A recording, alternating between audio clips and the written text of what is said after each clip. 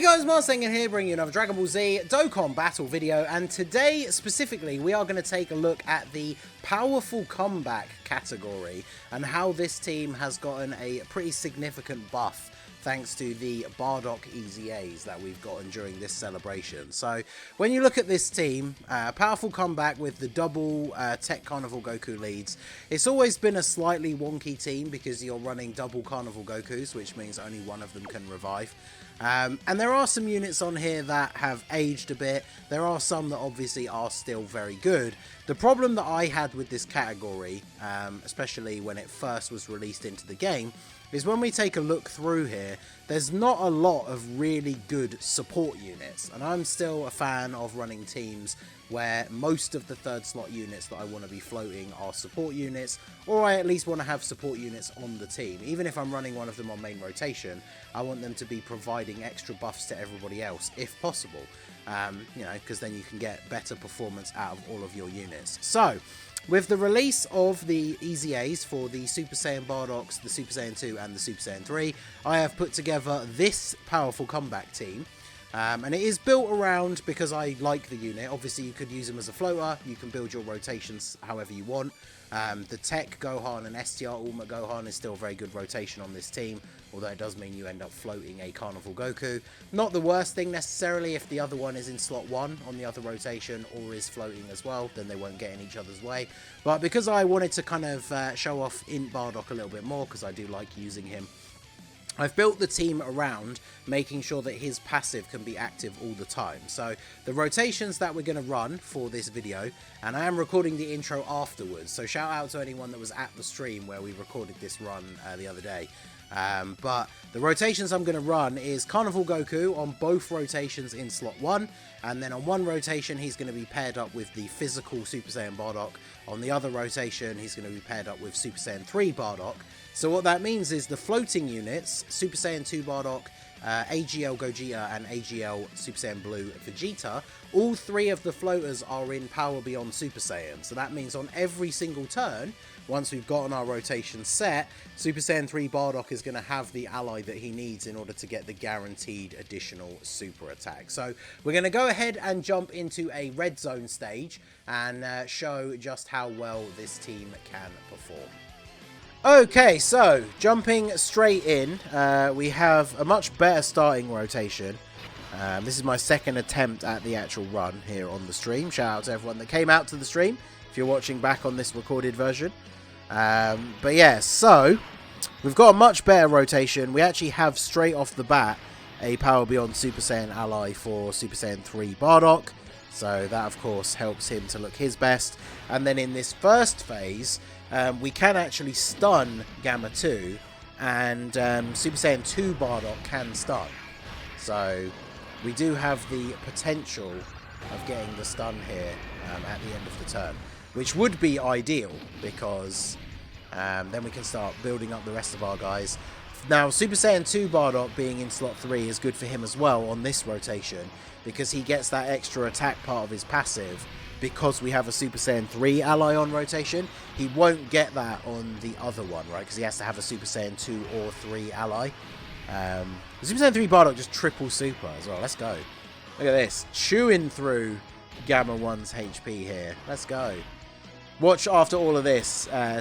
This Bardock's going to get super attacked. Like, could you actually get an additional super and then stun, please? Go. Stun. Now. Do it. Yeah, see? There you go. You just have to encourage him a little bit.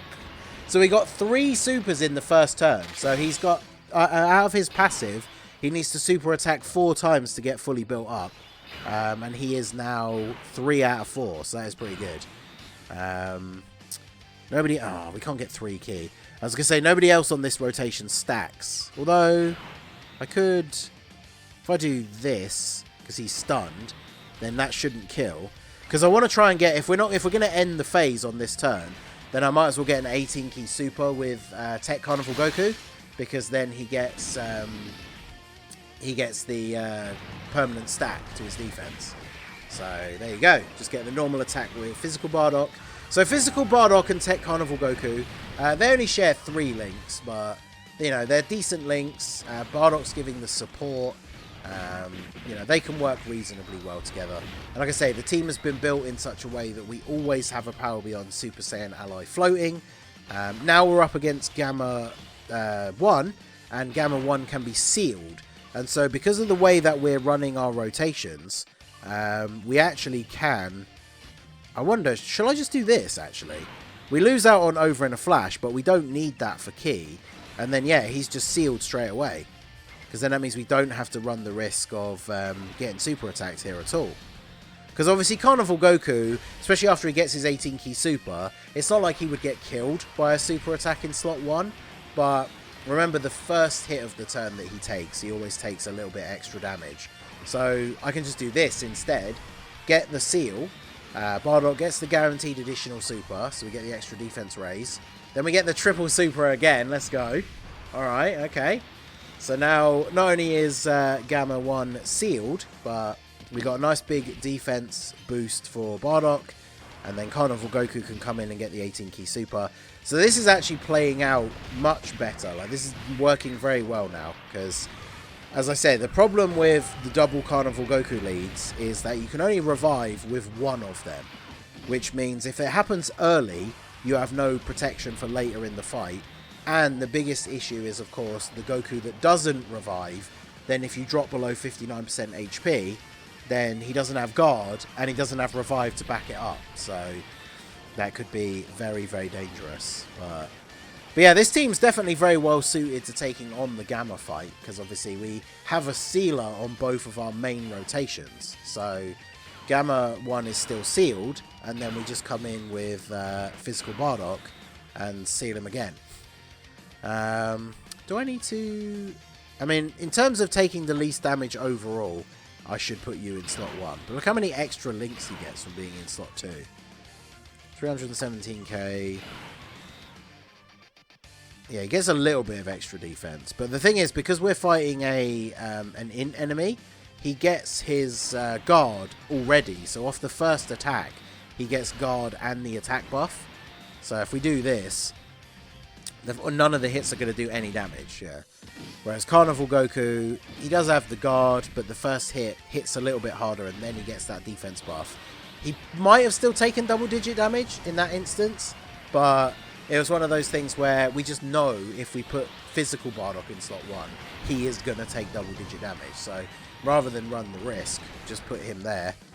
Get the seal back on. Carnival Goku gets another 18 key super. So this is actually working out very nicely. We should kill him this turn, because even if this Goku doesn't crit... actually, no. Actually, yeah, because he didn't get hit first, so he's not effective against all types. But Super Saiyan 2 Bardock should kill him, right? I guess it depends. I was going to say it depends whether he gets the additional super, but he crit on the normal, so it's all good. So now we move into the final phase. So this is where it could get a little bit spicy. We're always going to be relying on not getting super attacked, basically, for pretty much every unit on the team. So I think I'm just going to go all in on Gamma 2, just because he's the one that could really badly mess up Super Saiyan 2 Bardock. So I think we do go for this. The only problem is, on this turn, no one's really surviving a super except for Carnival Goku. Super Saiyan Blue Evolution Vegeta might live a super from Gamma 1 in the final slot. But yeah, I think I'll just go ahead and throw the item out here. Because I feel like if we had enough tries, I feel like this team, you absolutely could get a no item run against this phase. But I feel like I'm straying away more now when it comes to these kind of like team showcases and like fun, like theme team battles and stuff like that. I really don't care about getting a no item run. Like, I've no item this stage before with other teams. It's not like I'm, you know, desperately trying to go out of my way to show that, you know, every team can no item this stage or whatever, right? Like this team, and of course then we got the rotation where Carnival Goku got both the supers. He actually did take quite a bit of damage from that first one though. So I think we probably still would have survived without the Whis. Actually, yeah, we do have quite a lot of HP. So we probably didn't need to use the Whis, but again, like, I think this is a fun team. If you can build this team, you will be able to use this team to beat a bunch of the red zone stages if you use items. This team probably can no item a few of the stages, but you'd obviously require multiple attempts, get the good RNG, and I think when it comes to recording these kind of team showcases, I just don't really care that much anymore about doing no item runs. Like, if I wanted to, I could sit and try and record the no item run with this team and potentially fail 3 times, and well, it's 5 for the red ribbon red zone, isn't it? Fail 5 times, lose all 5 of my attempts, and then I wouldn't be able to try it again until tomorrow, and then I might be able to do it tomorrow, but it's like, let's just get the run recorded and show off the team. So I think the team works out very well, and again, using items is not exactly you know, the end of the world. Now, the first hit you're going to take is from the STR, which is going to happen regardless of which slot I put him in, so I suppose it doesn't really matter. You do get an extra link, but if Bardock's going to take the first hit of the turn from a STR enemy, then he might as well super attack first, right, so that he gets the extra defense. So if we do this, we should finish off Gamma 2 this turn, I think, right? Because he's going to get a lot of damage here from Carnival Goku because he actually did get hit first this time. So, yeah, physical Bardock better than Birdku.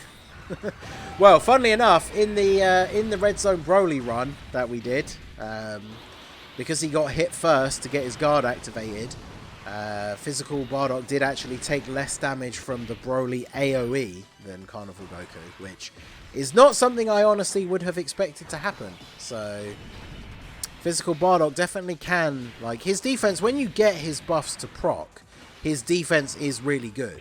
It's just the fact that that first hit of the turn is the one that is the potential issue, right? And especially if it's an attack from an STR enemy, like if you don't have a scouter effect in play, all it takes is for that first attack to be a super, and then you are just dead. So, alright, so we don't have the Whis active anymore, do we? What's the betting that he super attacks in slot 1? Wow, Super Saiyan they don't link well at all. That's crazy. What's the bet? Because man, I hate having to try and guess like this.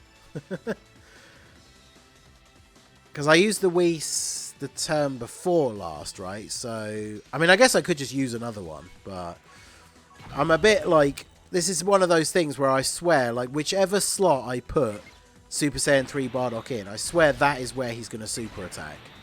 But we'll see. I genuinely, we almost got to the Dokkan attack as well, but not quite. Because yeah, seeing that one stray attack off to the side, that makes me think like, oh, that's where he's going to super. But then it's like, well, there's 3 attacks in the middle, so I guess we'll see. How does my luck pan out on this turn? Okay, good. Now if he supers in the middle, I'll be vindicated for putting Bardock in slot 1. Although it does mean I didn't really need to use the second Whis, but at the end of the day, once you've used one item, you might as well use the other one, right? He's not going to super at all now, is he? I see how it is. He's just not going to super at all. Alright, well, Super Saiyan 2 Bardock has his Super Saiyan 3 ally, so he's going to get his additional attacks here. Yeah, we've got 3 supers in the turn. That's not bad. Not a crazy amount of damage, but, you know, he's there providing the 30% attack support, so he's doing his job. You really couldn't just get those green ones, no? Alright, well. Actually, yeah, we should get the Dokkan attack this turn, right? Surely. Oh my god. If only we could have picked up AGL orbs with Vegeta, but I think this should be GG now, right? Because we got... even if anyone on this rotation getting supered will be fine because we have the Whis active. Although maybe, again, physical Bardock, if it's the first hit he takes, that might still be bad. But...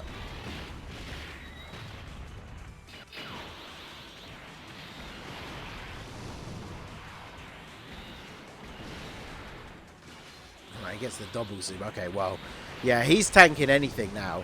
Whis active, double super. of course the first attack is the super. I say he's tanking anything now. Watch him die now. But we have the Wii sub. Surely this doesn't do that much. Or does it? 367? Well, there you go. That is the example of when Bardock can get caught, right? If the first attack was a normal, so then his guard procs, with the Whis active, that super attack would have then done very little damage. But because it had to be the first attack of the turn, then we take like 350k. That's actually crazy. Now we finally have the setup where we have like the revival and everything. So, but I think we'll just go ahead and finish it off with Carnival Goku's active skill, and then we don't have to worry about getting killed. Get that KO screen. So there you go. That is the powerful comeback team. I feel like it's been significantly buffed with these Bardock units. Obviously, I use like all of them, or like all 3 of the supporting ones. I probably wouldn't necessarily run the team like that, right? Like Super Saiyan 3 Bardock, it does make sense to take advantage of the Power Beyond Super Saiyan ally giving him the additional super, which if you don't run him on main rotation, if you run him as a 3rd slot floating unit, then you'd have to build your team specifically so that he does have a Power Beyond Super Saiyan on both main rotations. But even if he doesn't, like, his defense after 1 super is okay. But I think for me, I probably wouldn't use Super Saiyan 3 Bardock that much, unless I was, you know, pretty much going to guarantee that he's going to have a Power Beyond Super Saiyan ally. But anyway, here's what it is. You guys let me know what you think. I think these guys are a very good buff for Powerful Comeback. I'm still not a huge fan of this team because of the double Carnival Goku, like, issues, but I do think it is a much better team now than it was before the Bardocks got their easy A's. So let me know what you guys think down below in the comment section. So that is going to be it for the video, guys. This has been the Masked Ningen. Smash that like button, subscribe to the channel if you are new. Check out the links down below for the Discord and the merch store, and I will see you all again soon. Have a good one.